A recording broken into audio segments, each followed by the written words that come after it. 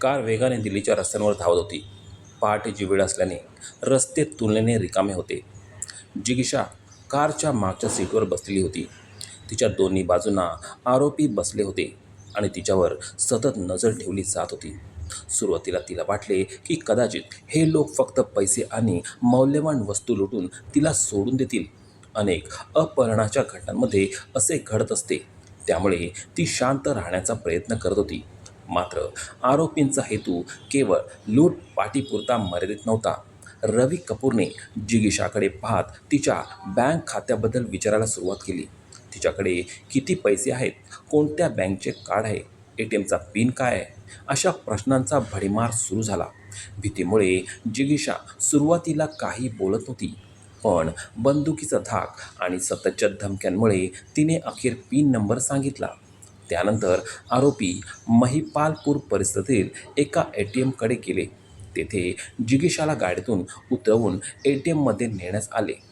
CCTV कॅमेऱ्यांनी नंतर जे दृश्य टिपले ते तपासासाठी अत्यंत महत्त्वाचे ठरले. फुटेजमध्ये जिगीषा ATM मशीनसमोर उभी दिसत होती. तिच्या चेहऱ्यावर भीती स्पष्ट दिसत होती. काही अंतरावर आरोपी उभे राहून तिच्यावर लक्ष ठेवत होते. तिने पैसे काढले आणि ते आरोपींना दिले. त्यानंतर ते दुसऱ्या ATMकडे गेले. पुन्हा पैसे काढले गेले. अशा प्रकारे पहाटेपासून सकाळपर्यंत तिच्या खात्यातून वारंवार रक्कम काढण्यात आली. पण आरोपींचे समाधान झाले नाही. रोख रक्कम मिळाल्यानंतर ते सरोजिनी नगर परिसरात पोचले. सकाळ होत होती. दुकाने उघडू लागली होती. आरोपींनी जिगीषाच्या डेबिट आणि क्रेडिट कार्डचा वापर करून विविध वस्तू खरेदी करण्यास सुरुवात केली. महागडी घड्याळे, कपडे, जोडे, इलेक्ट्रॉनिक्स वस्तू, जे काही आवडले ते त्यांनी विकत घेतले. जिगीषा अजूनही त्यांच्या ताब्यात होती. तिच्या मनात एकच आशा होती, हे लोक पैसे घेतल्यानंतर मला सोडतील. पण वेळ जसा जसा पुढे जात होता तसतशी तिची आशा कमी होत होती. आरोपींनी तिला अनेक तास स्वतःसोबत ठेवले. यामुळे ती त्यांचे चेहरे, बोलण्याची पद्धत आणि हालचाली ओळखू लागली होती. हीच गोष्ट आरोपींसाठी धोकादायक होती. त्यांना वाटू लागले की जिगीषा जिवंत राहिली तर ती पोलिसांना त्यांची ओळख सांगू शकेल. दुसरीकडे जिगीषाच्या घरी वातावरण पूर्णपणे बदलले होते. सकाळी 5 मिनिटात घरी पोचणारं सांगणारी मुलगी आता अनेक तासांपासून बेपत्ता होती.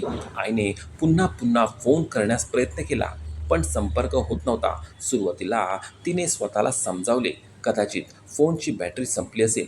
पण जसजसा वेळ पुढे सरकत गेला तशी चिंता वाढू लागली. दुपार झाली, संध्याकाळ झाली, तरीही जिगीषाचा काहीच पत्ता नव्हता. घरातील प्रत्येक फोनची घंटी आशा निर्माण करत होती आणि प्रत्येक वेळी निराशा पदरी पडत होती. आई वडिलांच्या मनात एकच प्रश्न घोंगावत होता, आपल्या मुलीसोबत नेमकं काय घडले असेल. आणि त्याच वेळी दिल्लीच्या दुसऱ्या टोकाला आरोपी एक भयंकर निर्णय घेण्याच्या तयारीत होते.